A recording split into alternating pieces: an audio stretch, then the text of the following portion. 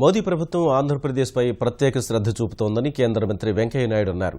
అన్ని రకాలుగా ఆర్థిక సాయం అందించేందుకు కృషి చేస్తున్నామని చెప్పారు. కేంద్రంతో కలిసి పనిచేస్తేనే రాష్ట్రాభివృద్ధి సాధ్యమని తెలిపారు. ప్రత్యేక రైల్వే జోన్పై ఇంకా నిర్ణయం తీసుకోలేదని వెల్లడించారు. కేంద్రం అమలు చేసిన హామీలను ప్రజలకు భాజపా నేతలు వివరించాలని వెంకయ్య సూచించారు.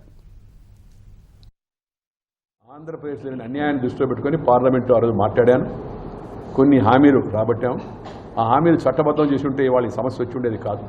ప్రభుత్వం ఇప్పుడు ఆ విషయాన్ని దృష్టిలో పెట్టుకుని ఆంధ్రప్రదేశ్ పట్ల ప్రత్యేక దృష్టి, ప్రత్యేక శ్రద్ధ, ప్రత్యేక సహకారం అందించాలని నిర్ణయించింది. దాని ప్రకారం అనేక సంస్థలను మంజూరు చేశాము. ఇప్పటికే చట్టంలో 10 ఏళ్ల లోపల ఇవన్నీ ఏర్పాటు చేయమని ఉంది. మేము 2 ఏళ్లలోని 90% ఏర్పాటు చేశాం.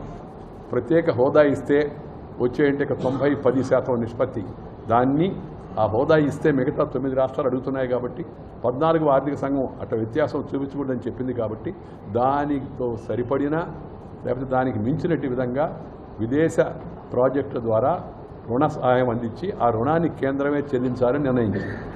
పోలవరాన్ని జాతీయ ప్రాజెక్టుగా ప్రకటించింది. సొంతంగా నిర్మాణం ఖర్చు అంతా పెడతానని చెప్పింది. నిర్మాణాన్ని చేపట్టమని రాష్ట్ర ప్రభుత్వానికి చెప్పింది.